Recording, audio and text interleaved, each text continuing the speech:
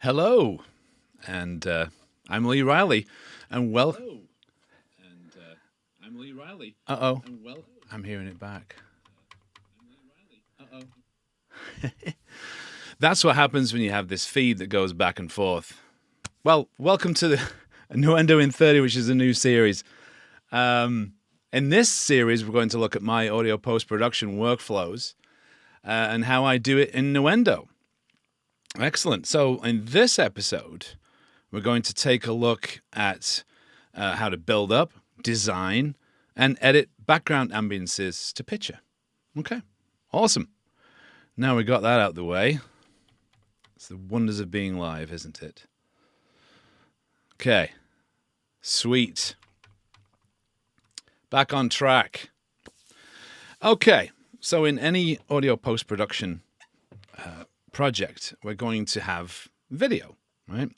In this case, we've got a nice short video to work with, and I think this gives us an idea of what we're going to do, cutting ambiences to perspectives or scene changes, right? So let's take a look at what we have here.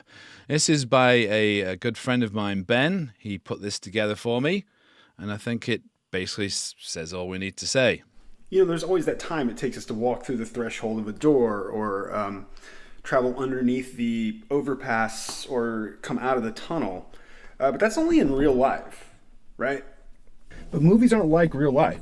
Sometimes our camera goes smoothly from one place to another, like in a one-shot situation. But other times we jump from place to place rather quickly, like in 1/24th of a second. And as sound editors, we spend a lot of time identifying in the film where those location changes happen. And my hope is that Lee is about to show you a feature built into Nuendo that can really speed this process up. So, take it away, Lee. Well, thank you, Ben. Yes, excellent. So let's cut some ambiences to it, right? We have those scene changes. We even have, like in modern filmmaking, Ben likes to do jump cuts as well. So the thing is, I already talked about this in another episode, but it now is a perfect chance to say, well, okay, how do we know where those cuts are? Well, we're going to use video cut detection, right? And as if by magic, of course, I've done this just to make sure that it didn't take a minute or so just to process, and I don't want to waste that. So all I did was click analyze the video, and due to the sensitivity, I had to pull the sensitivity down just a little bit because I wanted it to miss those jump cuts. So if I'd have had it at higher sensitivity, it would have actually detected those.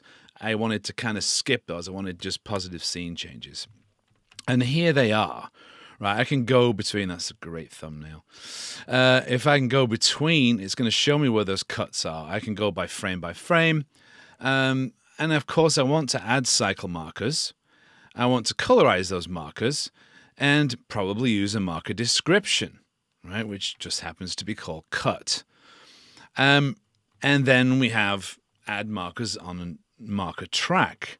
So as if by magic, there it is. It's done. And it's brought that up for me. Excellent. So imagine that's been done prior.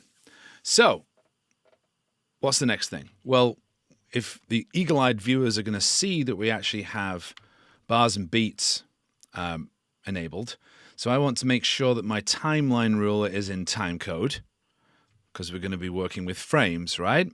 Whatever that frames per second, 30 per second, 29.97, 23.98, whatever it may be, 25 in Europe, or 24 for film.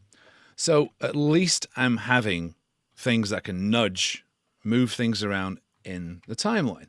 I've got my value set to 1 frame, and I've got my grid on and the snap on. So in other words, when I move something, it's going to snap to that line. Excellent. Now there's just one more thing I want to show you before we start getting into, 2 things actually here. Nuendo preferences.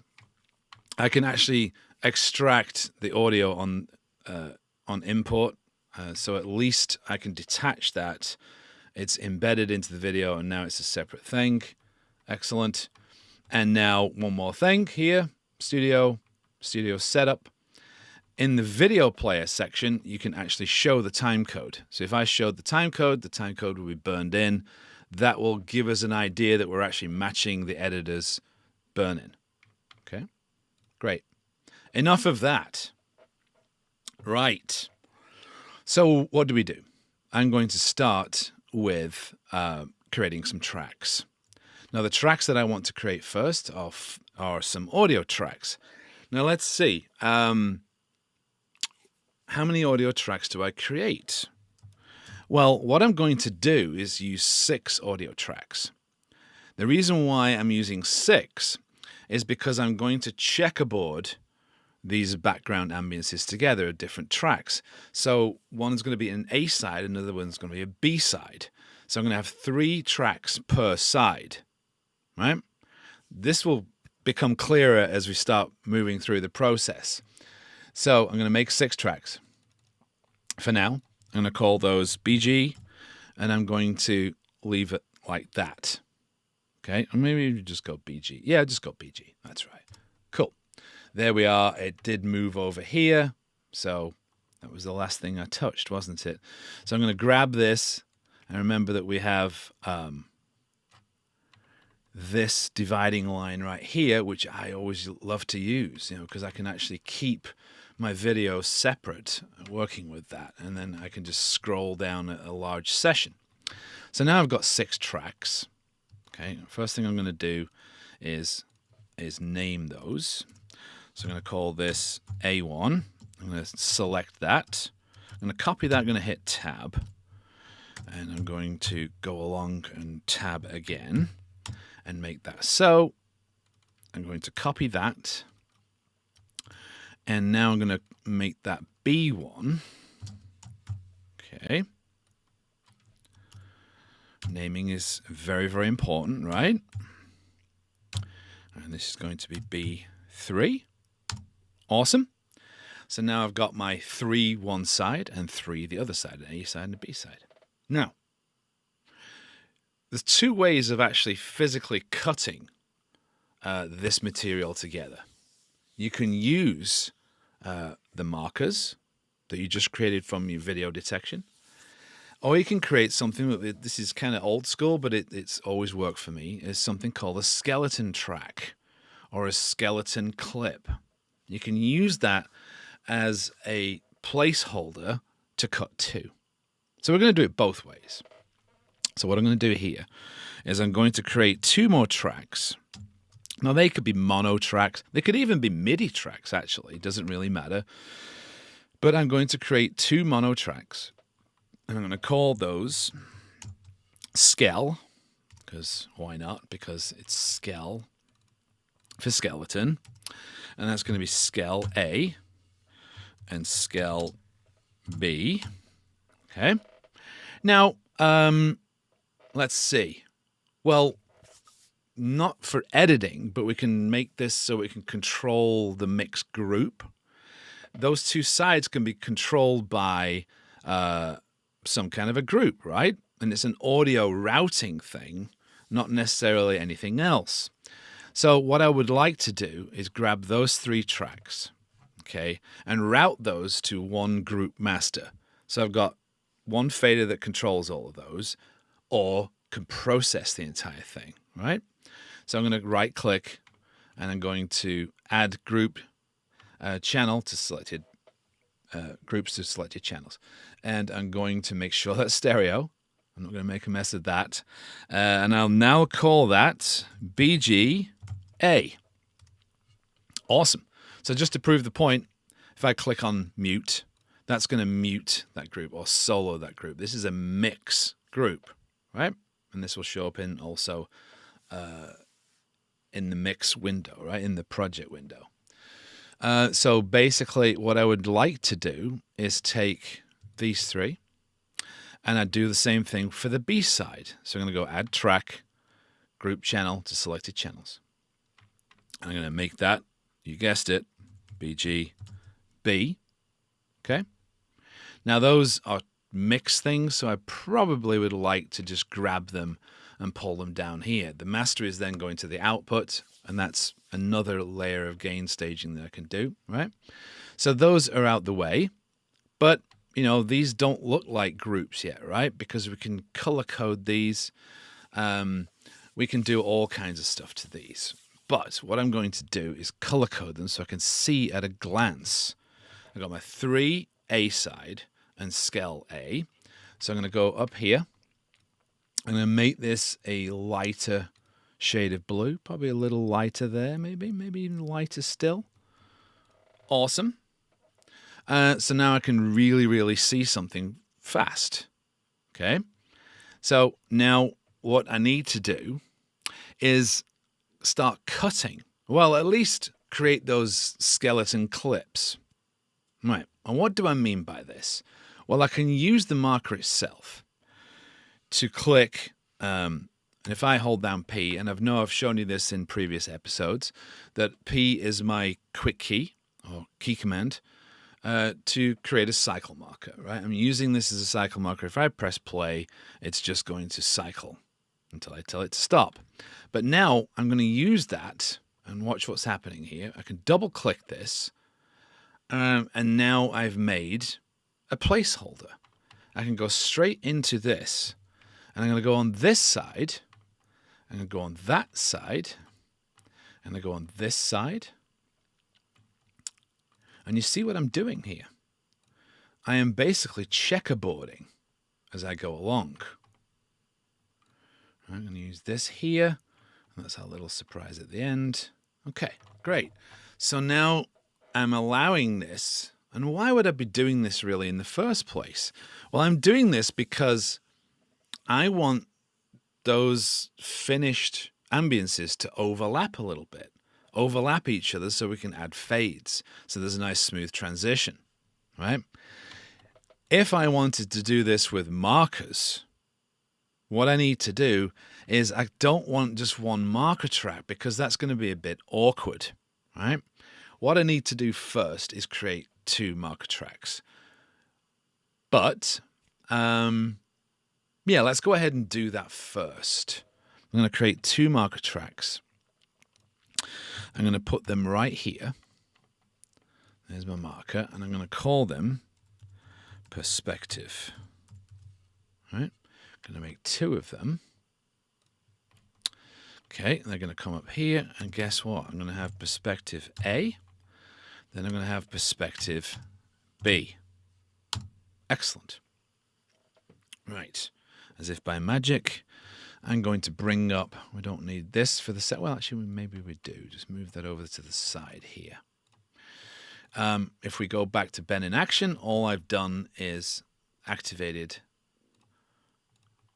this marker track. So I'm activating that marker track so I can see it. How do we get that information onto those 2 tracks? Well, first off, what information do we have? We don't really have much information there apart from start and end times. What I need to do is add this description. This first one was a living room, right? Let's mute Ben, sorry.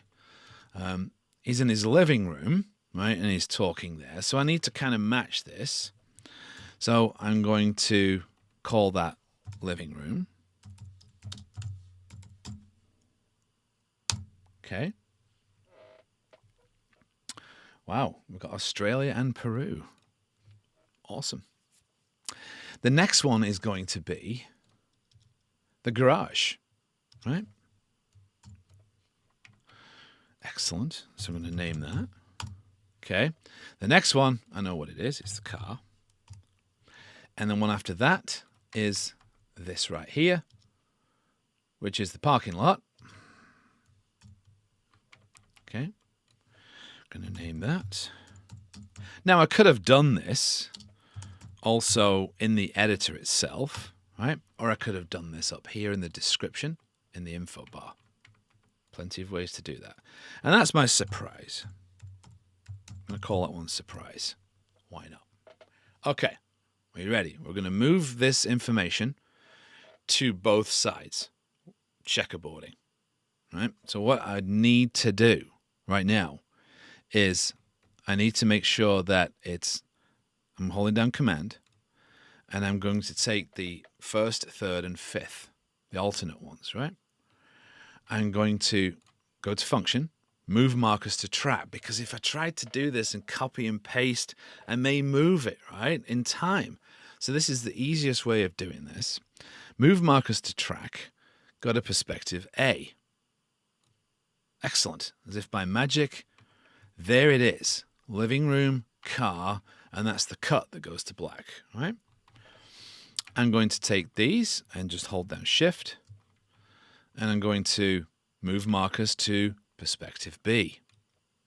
There we go. We don't need that now. And there it is. We have everything set up. Excellent. And it follows suit to the cuts that we made, or the cuts in the video, right? Right, we're almost ready to cut some audio, right? Can it be? Yeah. Let's do it. What do you think? Let me have a sip of tea so I know I have the power to do it.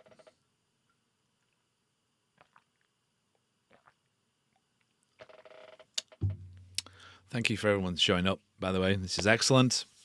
And if you don't catch it now, catch it later. It'll be up later. Right, let's do this. As if by magic, I grabbed a lot of sound effects, and I put them into the pool. Now, the pool is where the media resides for this project, right? And from the pool, you can do a lot of stuff. It stores the video, clip packages, which we'll talk about, everything else. But I've numbered these folders within the audio folder, right? So now, guess what? Scene 1, or area 1, right, is those 3. I've already grabbed this. The one thing I need to do before I start editing is I always like to edit on an edit track. I don't want to actually start editing on these tracks. I'd rather just assemble what I've got there, not edit. There's a difference, right? So therefore, I'm going to create an edit track. Sweet. And that edit track is now going to be a little larger, right? And I'm now going to color that green. Green is awesome for my edit tracks. There we go, because you see, I like green. Right. And, okay, let's do this. Let's grab the first one. And anything can be auditioned in here, right? So, trust me, I've grabbed these and I've organized them.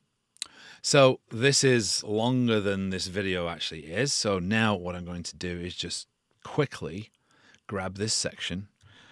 Command T is my key command for doing that. And I'm going to grab that and I'm going to move it over here, right? And place it there. I'm assembling this first. And I go back to the second one because I've got 30 minutes to do this. All right. There we go. Command T again. I'm going to grab that. Place that right there. We don't have to worry about editing it yet. Okay, living room ambience. There it is. My video card's being a little cranky today, I think. That's why it's a bit jumpy. I apologize. Right, so grab those. I don't really need to trim them yet. We're going to do that quick. So now we've got our second perspective. Let's take a listen to what we've got. It's going to be loud, but...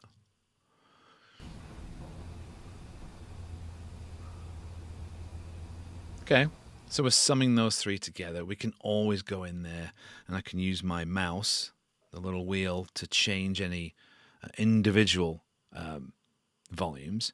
Or remember that we've got a group master that will do that. But of course, that's going to affect the entire track and 3 tracks at the same time. Right, here we go.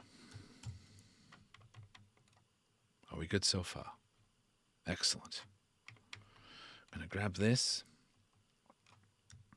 I'm going to do this. I'm going to put that on the B side. Right? And in the interest of time, we go. I'm going to grab this. Of course, I would normally listen to everything I'm doing. This is very, very unruly of me, but it's just to show you how quickly this can be edited at least, right?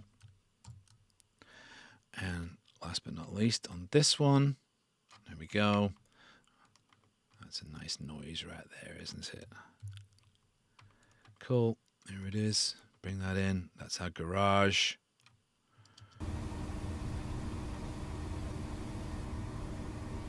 Right. Okay, I can bring that down a bit. Anyway, we're not mixing it yet. There's our outside. That's the parking lot. Or is it the car? It's the car, isn't it? There we go. I'm going to place that right there. Cool. Trim that. Grab that. Grab that there, like so. Make sure that's a little bit over it. All right. Do this. Yeah, my video card is not being nice.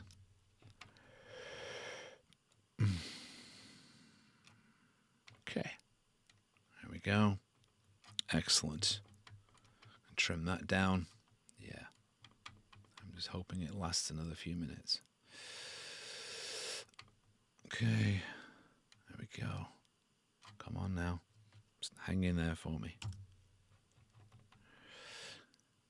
Wilderness. There it is. Cool. Command T. Drag that in. Drag that in like so. We'll just do one more down here. And then we'll get into the fun stuff. That cutting stuff. All right. That's something here. That looks like a car that's driving by. Sorry, Ben. Let's move out of the way a little bit here. I'm going to grab that, place that on this side, using these skeleton clips as a reference, right? There it is. Let's move that out of the way. University College outside. Ooh, that's really noisy. There we go. Excellent. Go in there like so. And the last one here will be outside late afternoon. There we go. Tweety birds, probably. Tell about the little transients in there, right? Right, I'm going to bring that one down a bit because that's going to be noisy. And just to check. Spend a lot of time identifying in the film where those location changes happen. That works, right? That works in nice. And of course, we can mix this. But now we're just editing. Now, what I'm going to do here, bye-bye, Ben, is come back to Ben and show this. But now we're going to start trimming everything down. I'm going to trim things fast. There's a number of ways we can do this. Here's one. I would like to put these in a folder. Okay. I'm going to take these 3 tracks. I'm not going to include the skeleton clips, but I'm going to move selected tracks to a new folder. Okay. That folder is cunningly called A. All right. That's called A. And guess what? Right click, move selected tracks to a folder. That is going to be B, you guessed it. Now, yes, we can still use this as kind of a mixed thing, right? Because we're affecting everything inside of that folder, including record arms and everything else. But this is what I really want. I want that group editing function.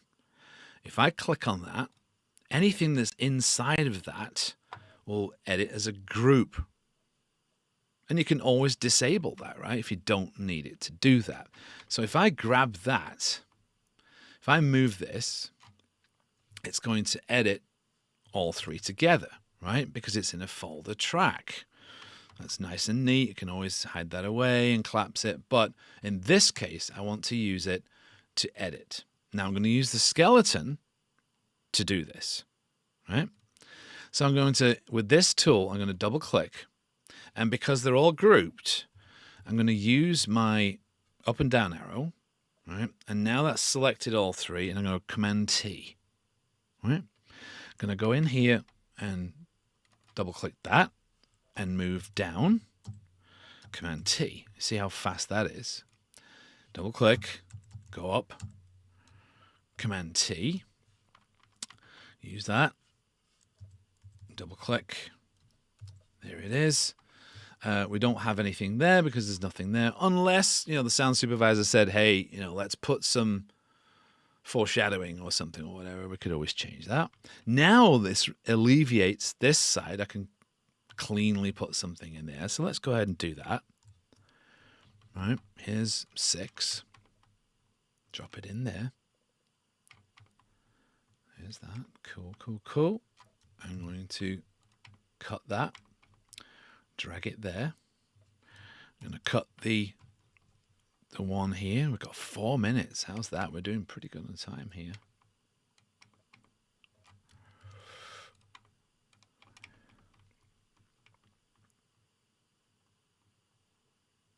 Okay.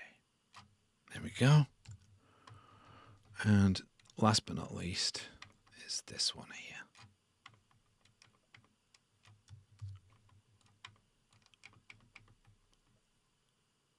Right. Remember that we just double click that.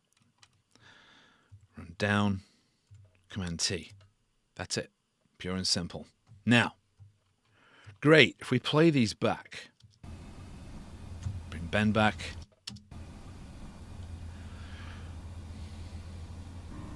We're missing something, right? We're missing something. The whole point in this thing. Remember, originally, I said we need to overlap because we want to put fades in. We want to smooth that transition ever so slightly. That's in a 24 frame timeline, that's 1/10 of a second. 2 frame overlap. That's what I want to use for this example. So I'm going to have 1 frame of each side go over each other, which makes 2 in total. Are we good so far? Right. Cool. So how do I do that? Super simple. Okay. I already said that group, right, will allow anything I do with this, it'll move everything in that group. So if I move this over 1 frame, I move this one over that 1 frame, now I've got a 2 frame overlap, right? I have to put the fades in yet. There's 2 ways of doing this. I can do it individually or using batch fades. I'm going to use this. I'm going to hit my right arrow, right, and that gets me over here. I'm going to use that. Grab that. Oh, sorry, that was the skeleton, wasn't it? Not the group, because you can see everything's moving together. I'm going to hit the right arrow again. There we go. Excellent. Yeah, my graphics card is... Woo! Right. Now, when it gets to here, we're probably... I'm going to go over 1. Come on. You can do it. I'm just going to go over 1 on that one. Now, this one could probably... Here's my surprise. Let's see what Ben has to say.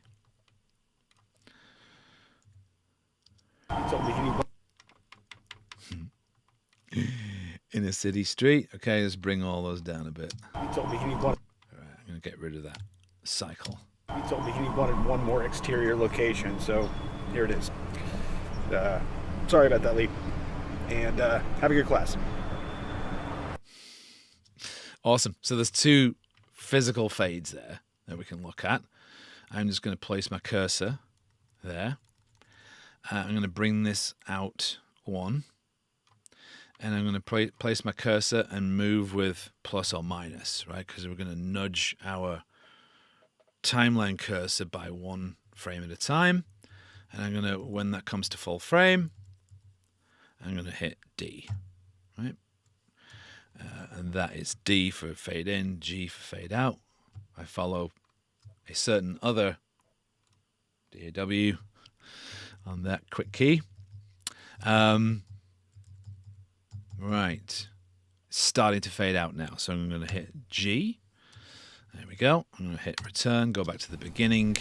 So that's a fade in itself, right? So I'm going to go here, move that over. That's full frame. There we go. So when we can drag this in. So you know how we as people, like, when we go from place to place, We're at 30 minutes now. We're almost there, right? Just this quick finish off right now. So as I said, I can go in there. You've seen me do this manually. Right, are you ready? I'm going to do batch fades. Okay. Drink of water for this one. Sweet.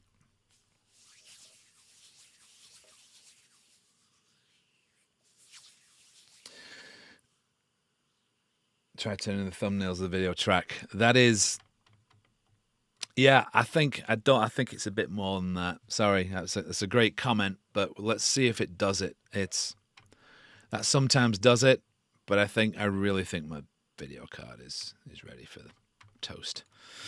Let's try it though. Thank you for that. Cool. Batch fades. Here we go. Here's the finale. We've almost done this. So what I'm going to do is I'm going to select. Okay. I'm going to select those because I've already put fades in on the end, right? I'm going to select those. Are you ready? Up in the top here, in the info box, I'm just going to type in 2 frames. 2 frames. Boom. Now we've got a 2-frame gap on each one. you know, there's always that time it takes us to walk through. Okay. On these, what I'm going to do on that one, Anyway, I'm going to put my 2-frame in there, 2-frame in there. Beautiful. And I just need to affect the end, right? Because I've got the first one. Now imagine a series of all these for an hour and a half's production, right? Or 45 minutes or whatever you're running, TV, long form, whatever it may be. Imagine all that, just selecting all of them and just going bing, bing, bing. Fantastic. Yes, I know other applications have batch fades, but I really think that's kind of cool because it's right there and you can see it at any given time just by selecting anything. And here we have our final product. So if we have any questions. Oh, there's no questions. So what I'm going to do is play this back. Right. Select. There we go. So you know how we as people, like, when we go from place to place, it's not instantaneous, and we can, like, there's always that time it takes us to walk through the threshold of a door, or travel underneath the overpass, or come out of the tunnel. But that's only in real life, right?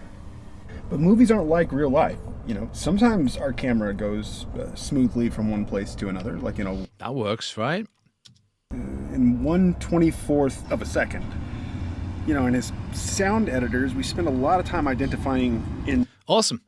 And that's it. A quick 30 minutes to show you how I would take a video, short video, and add sides to it, A side, B side, and that's how I would set it up. Awesome. Yep. Yeah. It's a great comment. It's I do that. I'm a mixing engineer for TV shows, and I do this fading on all the events. Yeah, that's the way to do it, man. It's really, it just speeds everything up completely. Awesome.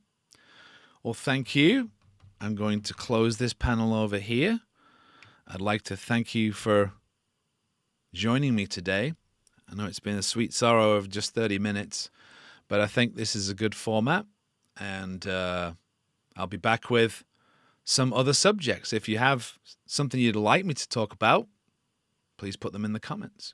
Cool. Thank you very much. Have a good one, and I'll see you next month.